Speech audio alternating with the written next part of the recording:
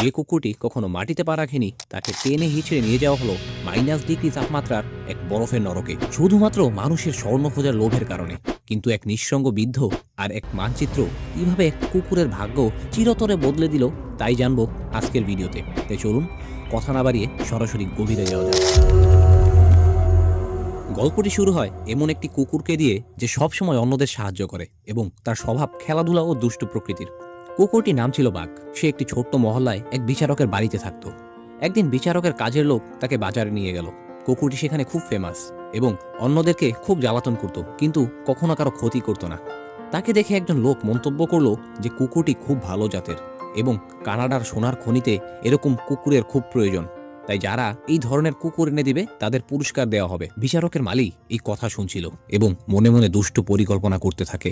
এরপর বাঘ সাইকেলে করে এক পোস্টম্যানকে যেতে দেখে আর সে তার পিছু পিছু ধাওয়া করতে থাকে এবং একসময় লোকটি ভয়ে সাইকেল থেকে পড়ে যায়। বিচারকের মালিক পোস্টম্যানের কাছে ক্ষমা চায় এবং সে বলে বাঘকে বাড়ির ভেতরে গিয়ে সবাইকে জাগাতে, কারণ আজ ছিল বিচারকের জন্মদিন। বাঘ যখন বাচ্চাদের ঘুম থেকে জাগাতে গেল, সে হুট করে তাদের বিছানায় ঢুকে পড়ল আর সেখানে একটা গন্ডগোল শুরু হয়ে যায়, কারণ বাঘ ছিল বিশাল আকারের। বাঘের দৌড়াদৌড়িতে পুরো বাড়িটা কেঁপে উঠল।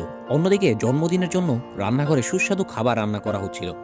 বাঘ গন্ধ পেয়ে ওইদিকে গেলে কাজের লোকেরা খাবারগুলো দ্রুত লুকিয়ে ফেললো যাতে বাঘ দেখতে না পায়, কারণ তারা জানতো বাঘ এসে সবকিছু নষ্ট করে দিবে।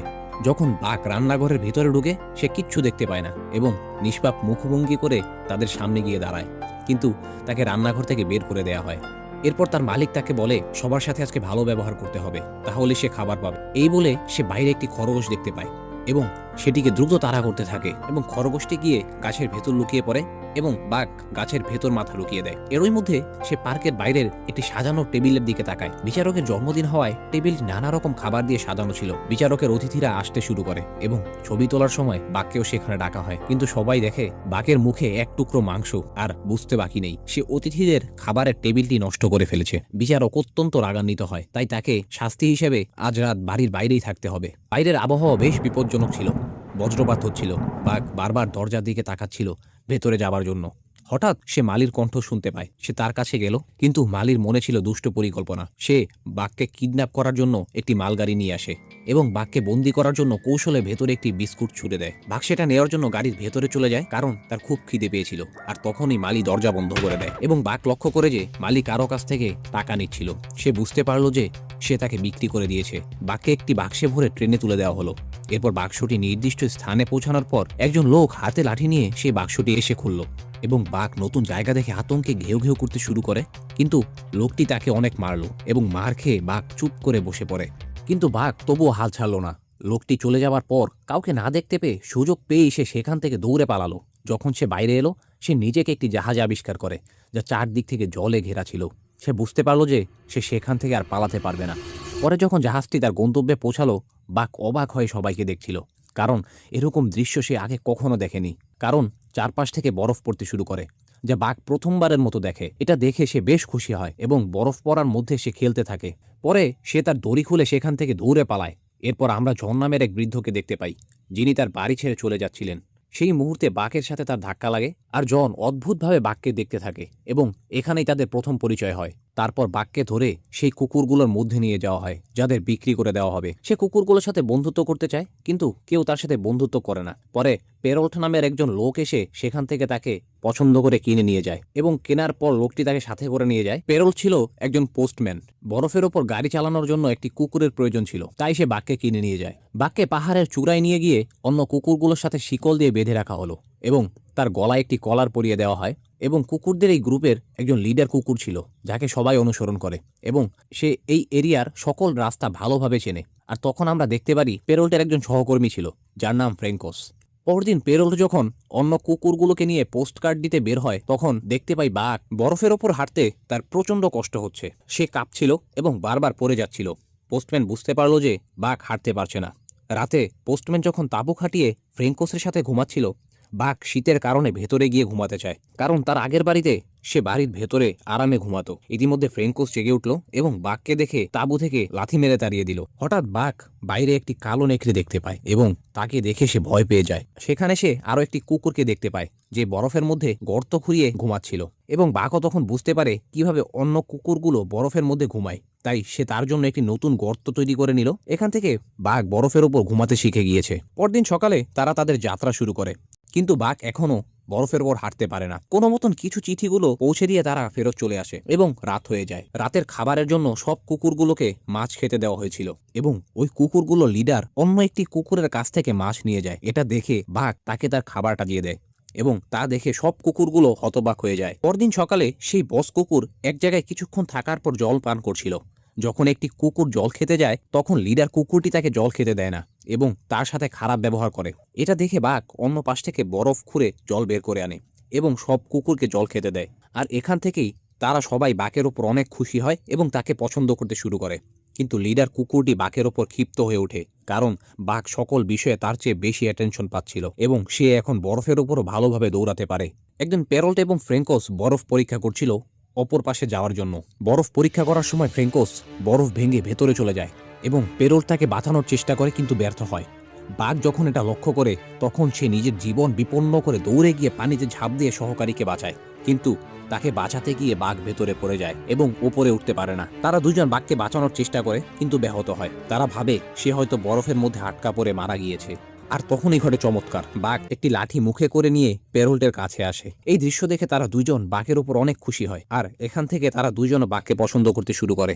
রাতে তাকে নিজের সাথে ডেকে নিয়ে তাকে খাওয়ায়, একই তাঁবুতে থাকতে দেয় এবং অন্য কুকুরগুলো থেকে বেশি যত্ন করে। সেই বস কুকুরটি এটা লক্ষ্য করছিল এবং তার ওপর হিংসে করতে থাকে। তখন বাঘ একটি খরগোশকে দেখতে পায় এবং তার পিছু ধাওয়া করতে থাকে। তার ধাওয়া দেখে অন্য কুকুরগুলো তার পেছনে পেছনে ছুটতে থাকে। একসময় খরগোশটিকে বাঘ ধরে ফেলে, কিন্তু তাকে ছেড়ে দেয়। কিন্তু তখনই লিডার কুকুরটি এসে খরগোশটিকে মেরে ফেলে আর বাঘ তাকে বাধা দিতে গেলে সে বাঘের উপর আক্রমণ করে। সে আক্রমণের ফলে বাঘ অজ্ঞান হয়ে যায়। এই দৃশ্যগুলো অন্য কুকুরগুলো দেখছিল, তাই তারা সবাই বাঘকে ডাকতে শুরু করে।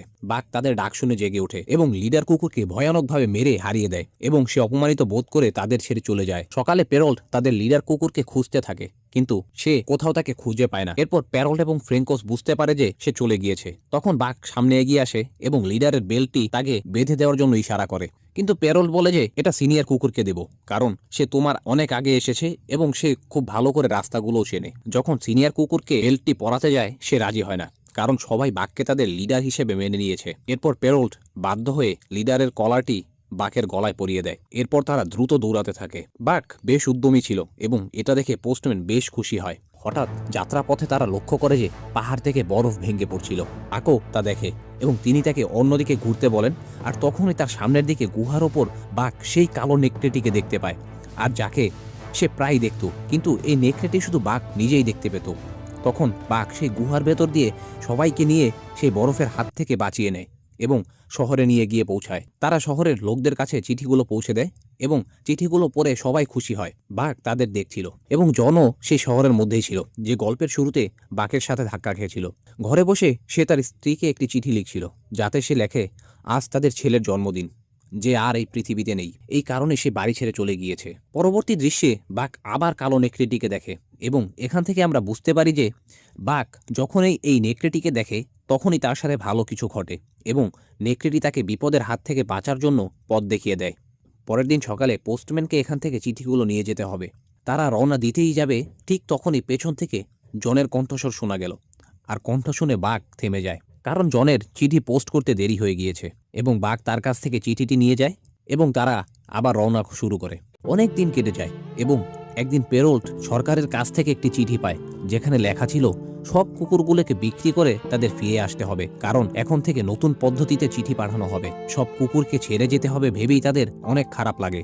আর কি বা করার ছিল, তাই তারা সব কুকুরকে পেছনে ফেলে সেখান থেকে চলে যায়। কুকুরগুলো অনেকদিন ভালো মতো না খেতে পেয়ে দুর্বল হয়ে যায়। তারপর একদিন সেখানকার এক ধনী ব্যক্তি সব কুকুরগুলোকে কিনে নিয়ে যায়, যে ছিল স্বর্ণের সন্ধানে। সব কুকুরগুলোকে সঙ্গে করে নিয়ে যায় মালবাহী গাড়ি চালানোর জন্য, কিন্তু তার মালপত্রগুলো খুব ভারী ছিল বিধায় বাঘ এবং তার সঙ্গীরা তা বহন করতে পারছিল না। তাই রাগে সে যখন কুকুরগুলোকে মারতে যাবে তখনই জন সেখানে চলে আসে। এই দৃশ্য দেখে তাদের বোঝানোর চেষ্টা করে যে এই দুর্বল কুকুরগুলোকে নিয়ে সেখানে যাওয়াটা হুমকির চেয়ে কম হবে না, কিন্তু ধনী লোকটি রাজি হলো না এবং তাদের নিয়ে চলে গেল। পথে বাঘের অবস্থার অবনতি হয় এবং সে জ্ঞান হারায়। ধনী লোকটি তাকে মেরে ফেলতে যাচ্ছিল, কিন্তু জন আবার সেখানে চলে আসে, কারণ তার বাঘের প্রতি অদ্ভুত মায়া তৈরি হয়েছিল। জন তাকে বন্দুক হাতে হুমকি দেয় যাতে বাঘকে না মারে এবং সে যেন সামনে আর না এগোয়। ধনী লোকটি সোনার লোভে একেবারে পাগল হয়ে গিয়েছিল এবং আর কারো কথা শুনছিল না, তাই বাঘকে রেখে সে সেখান থেকে চলে যায়। এইদিকে জন বাঘকে গোলামি থেকে মুক্ত করে তার বাড়িতে নিয়ে যায়। 2 দিন পর বাঘ যখন হুঁশ ফিরে পায় তখন তাকে বলে, তোমার সব সঙ্গী চলে গেছে এবং তুমিও এখন মুক্ত, তুমি যেখানে খুশি যেতে পারো। কিন্তু সে আর কোথায় গেল? বেচারা বাঘের তো কোনো বাড়ি নেই, তাই সে তার কাছেই থেকে যায় এবং তাদের মধ্যে একটি ভালো সম্পর্ক তৈরি হয়। একদিন জন ওয়াইন খেতে একটা বারে যায় এবং বাঘ তার পিছু পিছু সেখানে পৌঁছায়। আর তখন সেই ধনী ব্যক্তিটিও উগ্র অবস্থায় সেখানে আসে, যে হঠাৎ জনের ওপর আক্রমণ করে, কারণ সে বাঘকে তার অন্য সঙ্গীদের সাথে যেতে দেয়নি, যার ফলে তারা সবাই মারা গেছে এবং সে তার প্রতিশোধ নিতে এখানে এসেছে। এটা দেখে বাঘ রাগে তাকে আক্রমণ করে। সেখানে উপস্থিত লোকেরা তাদের থামায় এবং শহরের একজন প্রভাবশালী ব্যক্তি তার এই কর্মকাণ্ড দেখে লাথি মেরে সেখান থেকে সেই ধনী ব্যক্তিটিকে বের করে দেয় এবং জন এরপর বাড়ি চলে যায়। জন প্রচুর ওয়াইন খেত, কিন্তু বুদ্ধিমান বাঘ এটা দেখে তাকে বাধা দেয়। তাই সে তার ওয়াইনের বোতলটি মুখে করে নিয়ে গিয়ে বরফের মধ্যে বোতল লুকানোর জন্য বাইরে নিয়ে আসে এবং তার ওপর বসে পড়ে। জন তাকে সরানোর চেষ্টা করে, কিন্তু তার ওজনের কারণে তা পারে না। একদিন জন তাকে একটি মানচিত্র দেখিয়ে বলে, এটা এমন এক জায়গার মানচিত্র যেখানে প্রচুর পরিমাণে স্বর্ণ রয়েছে, কারণ আমার ছেলে এই জায়গা নিয়ে অনেক রিসার্চ করেছিল এবং সে মানচিত্রের ওপর একটি রেখা এঁকে আমায় বলতো, আমরা এটি অনুসরণ করে যাব যেখানে কেউ যেতে পারেনি, তাহলে আমরা আসল খনি খুঁজে পাবো। কিন্তু এর আগেই আমার ছেলে আমায় ছেড়ে চলে গিয়েছে। আমরাও এই পথ ধরে এগোবো, চলো এই পথ ধরে এক অ্যাডভেঞ্চারে যাই। মানচিত্রটি বাড়িতে ফেলেই তারা ছোট একটি নৌকায় চড়ে তাদের যাত্রা শুরু করে। পথে তাদের তীব্র জলের স্রোতের সাথে সম্মুখীন করতে হয়, এর ফলে নৌকাটিতে একটি ফুটো হয়ে যায়। তাই তারা নৌকা ছেড়েই পায়ে হেঁটে তাদের যাত্রা চালিয়ে যায়। তারা একটি পুরনো বাড়ি খুঁজে পায় এবং তা দেখে তারা প্রচুর খুশি হয় এবং সেখানেই থাকার সিদ্ধান্ত নেয়। অন্যদিকে সেই ধনী লোকটি যে সোনার সন্ধানে ছিল, সে জনকে হত্যা করার জন্য তার বাড়িতে আসে। আর বাড়িতে প্রবেশ করতেই সেই মানচিত্রটি খুঁজে পায় এবং বুঝতে পারে জন কোথায় গিয়েছে। একদিন নদীতে স্নান করার সময় জন কিছু স্বর্ণ খুঁজে পায়। সে খুব খুশি হয় এবং বুঝতে পারে যে তারা সঠিক জায়গায় পৌঁছেছে এবং স্বর্ণ খুঁজতে থাকে। এবং তাকে দেখে বাঘ জলে মুখ ডুবিয়ে দেয় এবং জলের ভেতর থেকে একটি পাথর নিয়ে আসে। আর জন বলে এটা নয়। সে আবার জলের ভেতর মুখ ডুবিয়ে দেয়, কিন্তু এবার সে বিশাল একটি স্বর্ণের টুকরো খুঁজে পায়। আর জন তার এই কাজ দেখে হাসে। আর তখন একটি সাদা নেকড়ে তাদের দাঁড়িয়ে সেখানে দেখছিল। যখন বাঘ তাকে তাড়া করে, সে পালিয়ে জঙ্গলের গভীরে চলে যায়। একদিন নেকড়েদের এই দলটি শিকার করছিল এবং হঠাৎ তাদের একজন সঙ্গী জলের ভেতর পড়ে যায়। সে জলের স্রোতে ভাসছিল এবং উপরে উঠতে পারছিল না।